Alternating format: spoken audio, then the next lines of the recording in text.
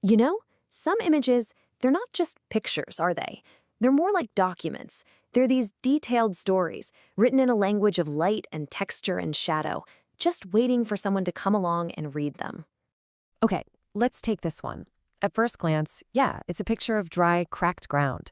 But if we just pause for a second, if we really look at it, a question starts to bubble up. What's the story this landscape is trying to tell us? So for the next few minutes, let's treat this image like our main piece of evidence. This isn't just a photograph. It's an exhibit, right? A landscape caught in this single, silent moment, almost like it's holding its breath. And we're going to investigate it. But how do you even read a landscape? Well, to get the full story, you kind of have to learn its language. It means looking past the obvious stuff and hunting for the clues that are hiding in plain sight. It's about asking not just what we see, but why it looks the way it does. So let's start with the most obvious feature. All right, so our investigation is going to start with the most dramatic feature, the ground itself. It looks shattered, fractured, like a mosaic of broken earth. To understand the whole picture, we've got to understand the pieces first. Now, there's a scientific term for what we're looking at here, desiccation.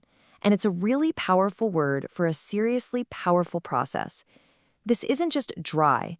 This is a state where the actual essence of moisture has been ripped from the soil, leaving it fundamentally changed. Just look at that pattern. See how the cracks form these almost perfect geometric shapes, like tiles on a floor? That's not random at all. It's the physical result of immense tension. As all this clay-rich soil lost its water, it started to shrink, pulling away from itself until, snap, it was forced to break apart, creating this incredible network. And if you look closer, right there in the foreground, you can almost feel that texture, can't you? It looks so brittle. The edges of each piece look sharp, fragile even. This isn't the soft, welcoming earth we usually think of. This is a hard, sharp skin that would probably just crumble right under your feet. And see those dark shadows inside the fractures? They're telling us something really important. This isn't just a surface-level problem. These cracks run deep. We're looking at a profound thirst, one that goes way, way below the surface. That darkness, it's a void. It's the space where water used to be, and now it just... So, looking at the cracks, what is there, naturally leads us to wonder, what's missing? The story isn't just in the soil we see, it's in the ghost of the water that once shaped it. This is where we get to this really cool idea, that the landscape itself has a memory. These fractures, they're not just damage, they're scars. They're a physical record of a former self, a testament to a time when this exact spot was saturated, flexible, and absolutely full of life-giving water.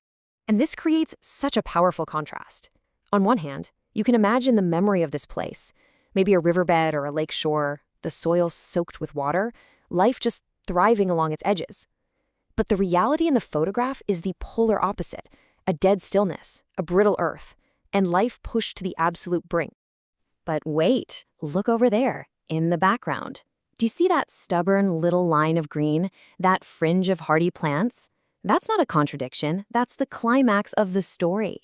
It's life holding on for dear life. It's the very last remnant of that wetter time, a final testament to the sheer persistence of nature, clinging to whatever moisture's left deep down below. Okay, so when we step back from all these details, we start to realize something bigger. This isn't just the story of one patch of dirt. The story this landscape tells actually reflects these universal themes that we all get, about what happens when something we depend on just disappears. In the end, this image becomes a kind of mirror. The cracks show us fragility and, of course, loss.